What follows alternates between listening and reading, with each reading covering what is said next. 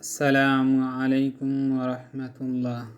আজকের আলোচনায় এমন একটি বিষয় রয়েছে যা অত্যন্ত গুরুত্বপূর্ণ এবং প্রয়োজনীয় একটি আমল।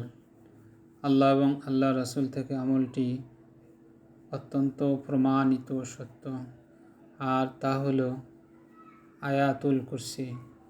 হযরত আবু উমামা রাদিয়াল্লাহু তাআলা আনহু থেকে বর্ণিত, রাসূলুল্লাহ সাল্লাল্লাহু আলাইহি সাল্লাম বলেছেন, যে ব্যক্তি প্রতি ফরজ নামাজ শেষে আয়াতুল কুরসি পড়েন, তার জান্নাতে প্রবেশ করতে মৃত্যু ছাড়া কোনো কিছুই বাধা হতে পারবে না।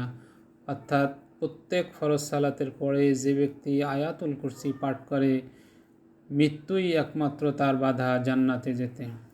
আয়াতুল কুরসিতে মোট 9টি বাক্য আছে।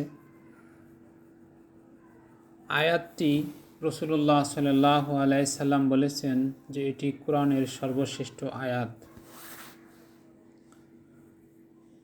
অন্য এক বর্ণনায় এসেছে, যে ব্যক্তি ফরজ নামাজের পর অর্থাৎ ফজরের ফরজ নামাজের পর এবং মাগরিবের ফরজ নামাজের পর পাঠ করবে, আশা করা যায় এর মাধ্যমে আল্লাহ তাআলা পুরো রাত ও পুরো দিন পাঠকারীকে যাবতীয় বিপদ আপদ থেকে নিরাপদ রাখবেন।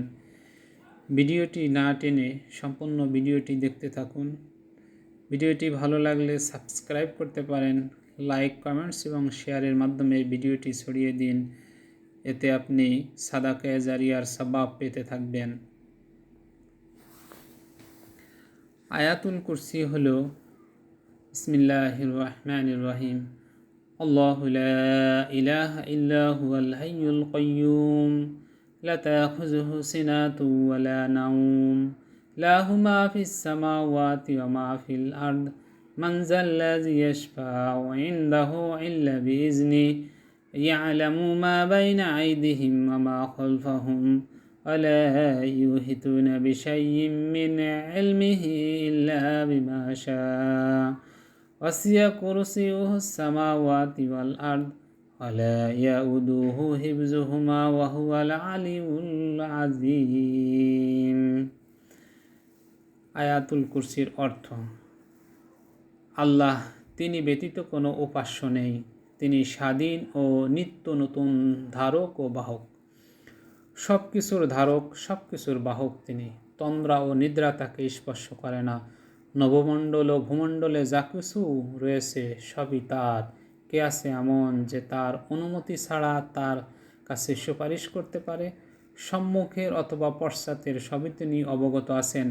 একমাত্র তিনি যতটুকু ইচ্ছা করেন তা ছাড়া তার জ্ঞানের কিছুই তারা আয়ত্ত করতে পারে না।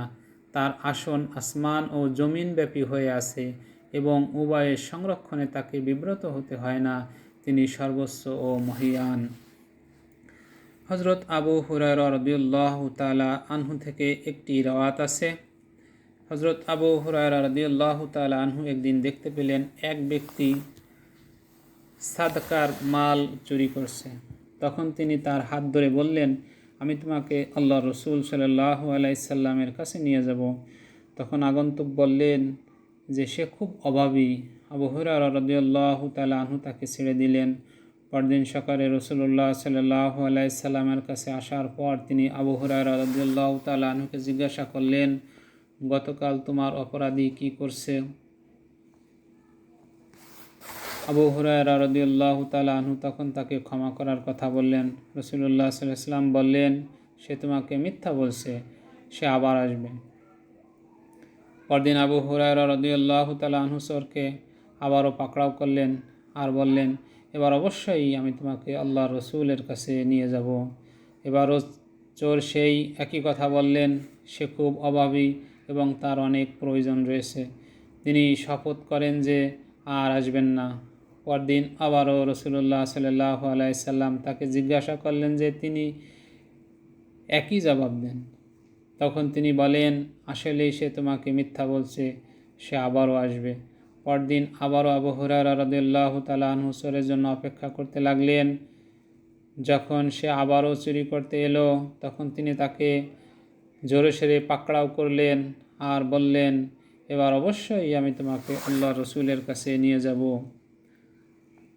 চোর যখন দেখলো এবার তাকে সত্যি রসুলের কাছে নিয়ে যাওয়া হবে, তখন অবস্থা বেগতিক দেখে বলল, আমাকে মাফ করো ভাই, আমি তোমাকে এমন কিছু বলে দেব যার মাধ্যমে আল্লাহ তোমাকে কল্যাণ দান করবেন। আবু হুরায়রা রাদিয়াল্লাহু তাআলা আনহু সেটা কী জিনিস জানতে চাইলে চোর বললেন, যখন তুমি ঘুমাতে যাবে তখন আয়াতুল কুরসি পাঠ করে ঘুমাবে, তাহলে আল্লাহ তোমার জন্য একজন পাহারাদার নিযুক্ত করবেন, সে তোমার সঙ্গে থাকবে, আর কোনো শয়তান সকাল পর্যন্ত তোমার কাছে আসতে পারবে না। এটি শুনে আবু হুরায়রা রাদিয়াল্লাহু তাআলা আনহু তাকে ছেড়ে দিলেন। পরদিন রাসূলুল্লাহ সাল্লাল্লাহু আলাইহি সাল্লামের কাছে আবার অপরাধীর কথা জানতে চাইলে তিনি আগের রাতের কথা বললেন। তখন রাসূলুল্লাহ সাল্লাল্লাহু আলাইহি সাল্লাম বললেন, যদিও সে চরম মিথ্যাবাদী, কিন্তু সে সত্য বলেছে। রাসূলুল্লাহ সাল্লাল্লাহু আলাইহি সাল্লাম আবু হুরায়রা রাদিয়াল্লাহু তাআলা আনহুকে বললেন, তুমি কি জানো সে কে? আবু হুরায়রা বললেন, না। রাসূলুল্লাহ সাল্লাল্লাহু আলাইহি সাল্লাম আবু হুরায়রা রাদিয়াল্লাহু তাআলা আনহুকে বললেন, সে হচ্ছে শয়তান। আল্লাহ তাআলা আমাদেরকে নিয়মিত আয়াতুল কুরসি পাঠ করার তৌফিক দান করুন, শয়তানের হাত থেকে হেফাজত করুন। আর আয়াতুল কুরসি আমরা নিয়মিত পড়ব। প্রত্যেক ফরজ সালাতের পরে আয়াতুল কুরসি পাঠকারীকে আল্লাহ তাআলা অবশ্যই মৃত্যুর সাথে সাথে জান্নাত দান করবেন। আমা তৌফিকি ইল্লা বিল্লাহ। আসসালামু আলাইকুম ওয়া রাহমাতুল্লাহ।